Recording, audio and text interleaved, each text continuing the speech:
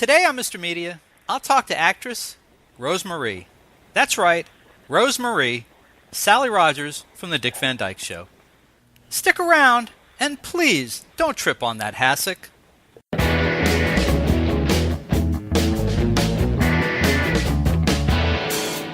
This is Bob Andelman, and this is the Mr. Media Interview, brought to you today by the Stitcher app for mobile devices. Give it a test drive today at Stitcher.com/MRmedia, Mr. Media. I love this free radio app, and I think you will too. Stitcher.com/MRmedia.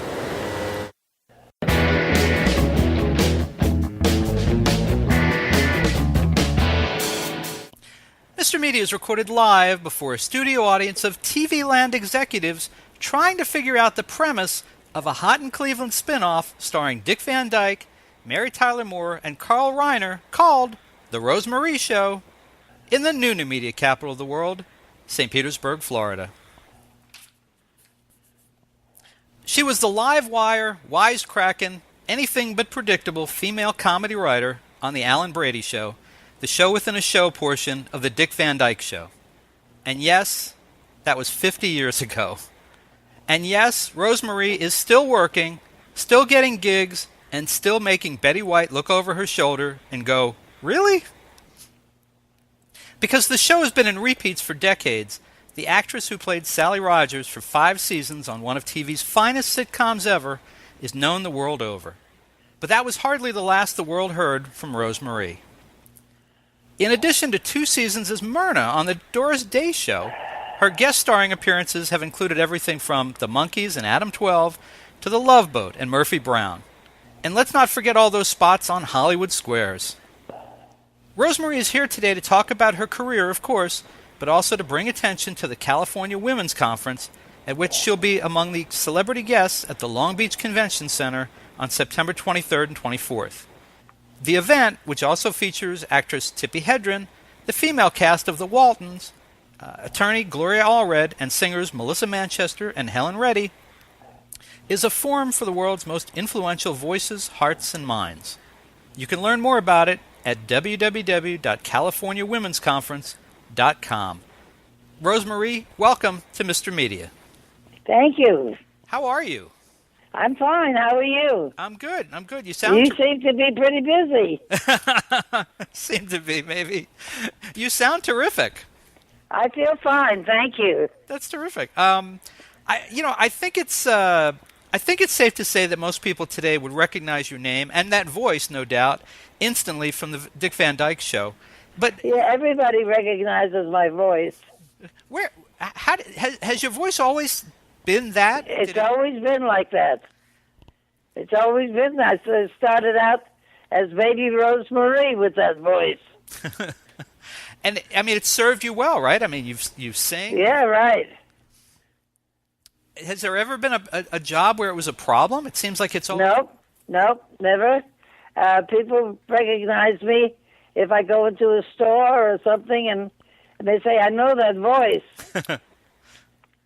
It's very distinctive, and it's obviously it's been a real signature for you over the years. I guess so, yeah. Now, I was thinking as I was preparing to talk to you, I feel like I know a lot about you since the Van Dyke Show, but not so much before that. You worked in radio, you worked on stage.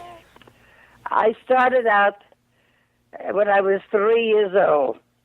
I didn't do anything before that. I just kind of hung around the house. But I sang, and my mother used to take me to see all the shows on 14th Street, which was the 42nd Street of today. Mm-hmm. And I went to see all the shows, all the movies, and I used to come home and imitate everybody. And we lived in a railroad flat in New York on 17th Street. And the people upstairs I used to go upstairs and entertain them with what I saw. And they just thought it was wonderful. So they entered me in a contest at the Mecca Theater on 14th Street.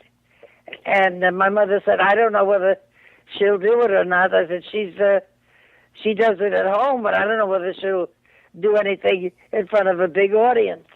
And the people upstairs said, oh, she'll do it anyway. She loves it. So they bought me the dress, which I still have, and the brocaded Mary Jane shoes, which is at the Smithsonian. And I went out and at the Becker Theater, and of course, a 3-year-old singing like Sophie Tucker. I was a breeze. I won. And I ran in the wings, and somebody threw a bouquet of red roses in one arm, and somebody threw a bouquet of red roses in the other arm. Meanwhile, I heard the audience screaming, "Bring the kid back. We want the kid back. Let us sing. Bring the kid back." And I heard that, and I threw down the roses, and I said, "Hold the roses. I can't take my bow." And it's kind of been the same ever since. I think the most amazing thing about that story is that you said you still have the dress. How do you still have the dress? I kept the dress. My mother kept the dress. I really don't have it. It's at the Smithsonian with the shoes. Oh, my. They took an awful lot of my stuff because I've had basically 3 careers. As baby Rosemarie until I was about 14 or 15, and then I started working nightclubs and hotels and things like that, and became a nightclub performer, and then between radio, had my own radio show when I was 5 years old, at Coast to Coast. This is what's so funny. The program was Coast to Coast on NBC on Sunday mornings at 12:15. A piano player, an announcer, and me. That was it. And I sang 3 or 4 songs and talked to the announcer. The program was Coast to Coast, but they only had one store in New York, Julius Grossman Shoes. And it's still there. Really? It's on 5th Avenue across the street from Lord & Taylor's. That I never understood, how a coast-to-coast program had a sponsor only in New York. It doesn't make sense today. Maybe it made more sense then. Well, I don't know, but all I know is that it's still there, and evidently they're still doing business. Wow. Well, I want to ask you about radio, but I want to go. Let's go back to vaudeville for a minute. It's hard to explain vaudeville today to a kid who's grown up on cable TV and YouTube. How would you explain what vaudeville was all about and why it was so successful for a time? Well, I was signed to NBC when I was about 5, and as I told you, had the radio show every Sunday mornings. And people wrote in and said, "That's not a child. That's a 45-year-old midget. No child sings like that." And so NBC was affiliated with RKO, and RKO had theaters all across the country.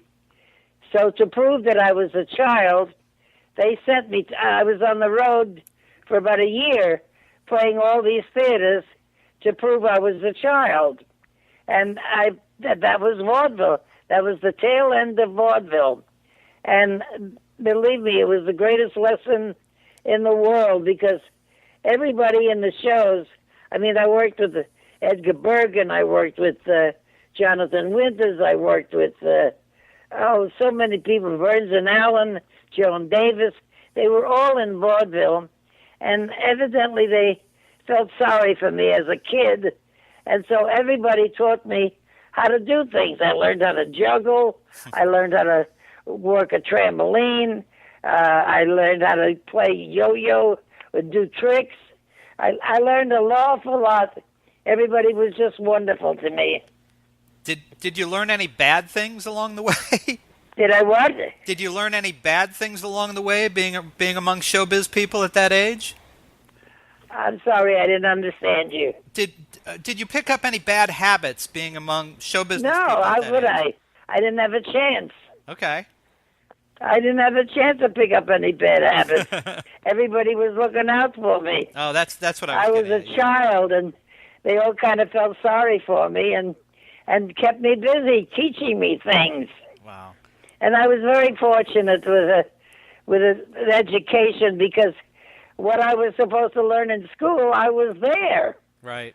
At the Alamo and the different places, and I learned everything by being there. It was quite thrilling. I was fascinated. Talk louder, please. Yes, of course. I saw that you had told Candace Bergen that you had known her father, and that Oh yeah. that she didn't like the fact that he had opened for you, though. Well, I did three of her shows, and at one show I said, "You know, I worked with your father in vaudeville when he was doing the doctor sketch." She said, "Well, you couldn't play the nurse." She says, "You were too young." I said, "No, I didn't play the nurse. I headlined. I was a headliner." And she didn't care for that too much. Oh, that's funny. And you mentioned that you work with Burns. But I still did 2 more shows with her. She was very nice to me. Mm-hmm. You mentioned that you also work with Burns and Allen.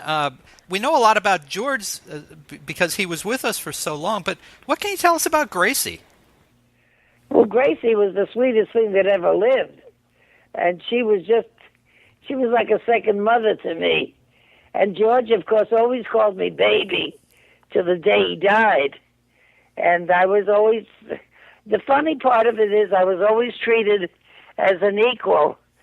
They never treated me as a child, la, la, la, la, la, kind of thing. They looked at me as an equal, and it was just wonderful. And I was friendly with all of them, and everybody called me baby. Now I have a special interest in the radio shows of that era. My grandfather introduced them to me in the 60s and 70s, and then I would play them for my daughter when she was very young, and she would go to sleep listening to Edgar Bergen and Charlie McCarthy and Fibber McGee and Molly, The Great Gildersleeve. Uh-huh. And I just wondered, what should someone listening to those shows today know about radio at that time that's been lost over the years? I don't know, but all I know is they're getting a lot of good talent, because there is no talent today. Everything was very funny. Everything was very clean. Everything was wonderful in those days, which was proof of the pudding. The shows were big hits. There's nothing good on television now. Everything is dirty. Show your bippy and show this, and everybody's engaged, and everybody's getting pregnant and taking pictures being pregnant. That's not entertainment. That's not talent. It's not. We don't have any talent today. What was the last good thing you saw on TV? What? What was the last good show that you saw on TV that you liked? Well, I watch Law and Order. I watch NCIS. I watch Blue Bloods. I watch all these episodic shows that have some good talent in them, which are older people, not these young kids that are trying to become stars. Right. It's amazing because they're making millions of dollars. And when I was working on the Van Dyke Show, I couldn't make $1 million in 5 years. And they're making it $1 million an episode. Right. And they have no talent because I see them on television, and I go, "Who's that? What did she do? And they all made movies, and they were all doing television episodes. I never saw so many young people with no talent in my life." Now, there is a show on TV that a lot of people regard as one of the smartest, a very funny show that's well written, maybe in the way that the Van Dyke Show was. I'm thinking of. I wondered if you had seen Modern Family. Can't hear you. Have you ever seen Modern Family? Yes, I watched that. Oh, you do? Yes, I do. I think that's funny. Okay. It's very different. It's not the kind of show we would have seen when the Van Dyke Show is on, but you do like it. Yes, I do. I do very, very much. But the other stuff, I mean, if you turn on one show and you switch in the middle of it, you'll see the continuation of the old show and the new show. They have no ideas. No, it's like just turning the dial and seeing one show because nobody has any fresh ideas or new ideas for. The comedy is atrocious. The comedy is not even funny, and unless it's dirty, it's not funny. Well, let's. I'm sorry to be so strong. No, that's okay. I respect your opinion. Let's talk about a show that I know you think is funny, and that's the Dick Van Dyke Show. How did you get cast? Well, that was a classic because it was well written. The cast was completely perfect for the show, and we didn't do anything that would hurt anybody or dirty or anything like that. Everything was very, very modern and very much today. I mean, then. Right. And we had double meaning things on the show that hit on certain things that were going on in the world, and we hit on them, and it was all done in good fun. Every show is a classic. How did you get the role of Sally?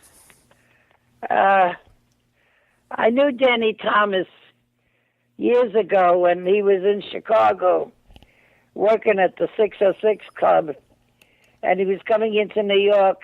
He was the new white hope of comedy. Everybody was waiting to hear the new comedy guy. And he opened up at the Martinique in New York, and I opened for him with my act. We became very good friends. His wife's name was Rose Marie, so we got along real great. And we became almost family.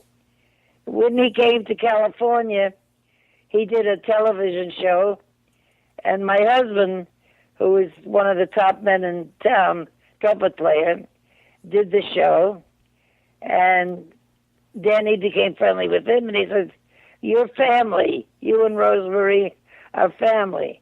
So we were very close. And when I worked Vegas, and I worked Vegas about 5 or 6 times a year, he and Sheldon Leonard would always come down to see me. And I would say, "When am I going to do your show?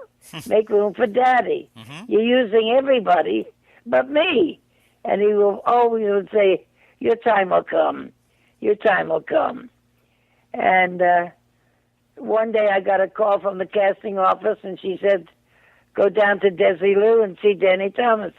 And I said, "Oh, God, I got the show."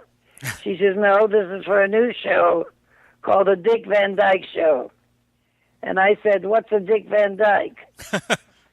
She says, "Just go down there." So I walked in. That's the first time I met Carl Reiner. And Sheldon said, "If you want the best, get Rose Marie," which one of the biggest compliments of my life. And I didn't read. I didn't have to do anything. The part was mine. And I said, "Who have you got for the third writer?" And they said, "Well, we haven't picked him yet." And I said, "Well, how about Maury Amsterdam?" I said, "He's a very close friend of mine. He was a writer. He still is a writer. But he's also a comic, and people in the business know him, but people of the world don't know him." So they said, "Well, we'll give him a call." I said, "He lives in Yonkers." So I came home and I called him, and I said, "They're going to call you for a new show." I said, "Call the Dick Van Dyke Show." And he said, "What's a Dick Van Dyke?" And I said, "Never mind, just get here." So he says, "I'll see you Monday." And he got the part, and that's how it was. I had no idea that you got Maury the part. I'd never heard that. Yeah. Wow. Yeah. Well, we've been friends since I was 11 years old. And Maury used to write all my material for my act. And he knew how to write for me, and he kept writing my act for me. And I'm his daughter's godmother, so we were very close. So that sense that we got watching the show, that you two were close, you really were that close. I really what? You and Maury Amsterdam really were as close as it seemed. Oh, yeah. Oh, definitely. What do you think the secret recipe of that show was? Why do we still enjoy it so much today? I think it was clean. I think everybody felt a part of it. Everybody looked forward to each episode because it was real. It happened to everybody in the country, and it was funny, and the characters were wonderful. It was just a perfect marriage of writing, direction, and actors. It was absolutely perfect. I want to ask you about one more TV show. You also worked on the Doris Day Show. What was that? That's the greatest lady in the world. She's a sweetheart. I worked with her for 3 years. We became very good friends. I still call her once in a while. She calls me. She sends me a cake. I talk to her. She lives in Carmel, and she was a pleasure to work with. Very underrated actress. Mm-hmm. She is so good and so talented that it was a shame she never got the recognition she should have. Why do you think we've seen so little of her the last few years? She's retired. Well, a lot of people retire, but we still see them once in a while. Well, she's up in Carmel. She lives in Carmel. She just made a CD of some songs or something. Oh. And that's about it. Huh. But she is very happy up at Carmel. She and her dogs. And she won't come down here at all. Okay. Very happy up there. All right. Well, one more thing, and we'll let you go. You're appearing at the California Women's Conference. How did you get involved in this? What? How did you get involved in the conference? My agent called me and told me they invited me to go to the meeting, and I said, why? And they said they want you on the panel. So I said, okay, and that was it. All right. So you'll be speaking there? I guess so. And also, I did 2 Garfield cartoons. I did 2 voiceovers. Really? I played a witch. No. Which will probably be on in October. Okay. And I got a call yesterday for a new series, so I'm still going. That's amazing. What kind of series is it? It's a wonderful series. It's a very up-to-date series. I have to talk to the lady this week. She wants to know if I'm interested in the part and what it's all about. I'm not going to tell you what it is. Okay. Because I don't know myself. All right. But what she told me, I think it could be a very funny show. And she's going to use people that know what they're doing. Okay. Well, going to use people in my generation. Okay. Well, folks, listen, you can see actress Rose Marie at the California Women's Conference at the Long Beach Convention Center on September 23rd, 24th. And for more information about the event, you can go to www.californiawomensconference.com. And for more about Rose Marie, she has a website. It's missrosemarie.com. Where are you calling from? I'm in St. Petersburg, Florida. You where? St. Petersburg, Florida. I didn't hear you. I'm sorry. I'm in St. Petersburg, Florida. Oh, Florida. Yes. Oh. Okay. All right. Well, Rose Marie, thank you so much for being on Mr. Media today. It was a delight to talk to you. Well, thank you so much for calling. All right. Stay well. Give my love to everybody. I will. Thank you very much. Thank you. All right. Bye-bye. Bye-bye.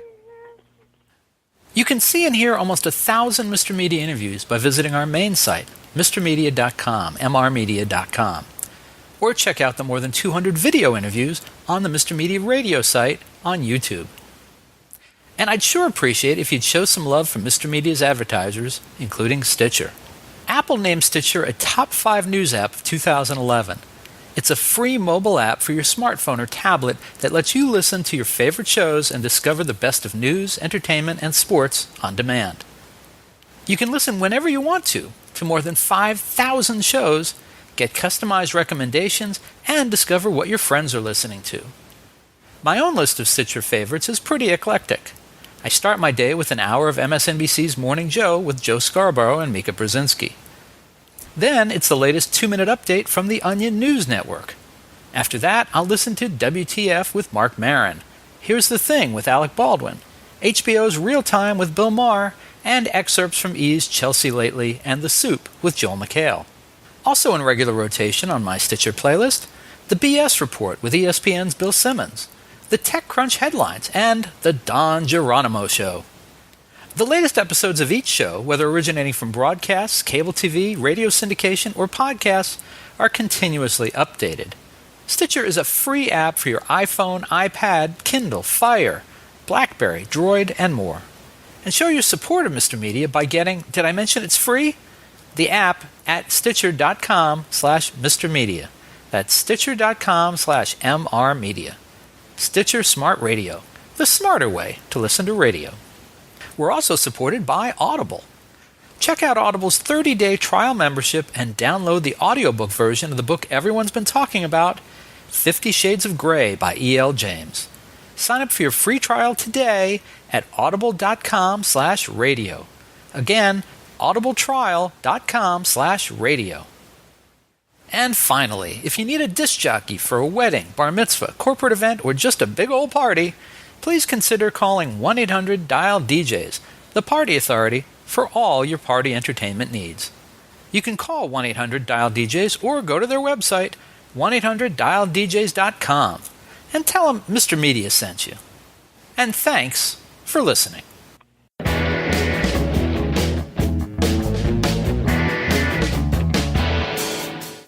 Help! This is Barbara Eden. Mr. Media has trapped me in a bottle. Will someone please get me out of here? Hi, this is George Kennedy. I have a book out. It's called Trust Me. You know what the book is about? The book is about me looking you straight in the eye and telling you the truth about whatever. I tried really hard to tell the truth about everything that came across my way. I hope you get a chance to look at it. Thank you.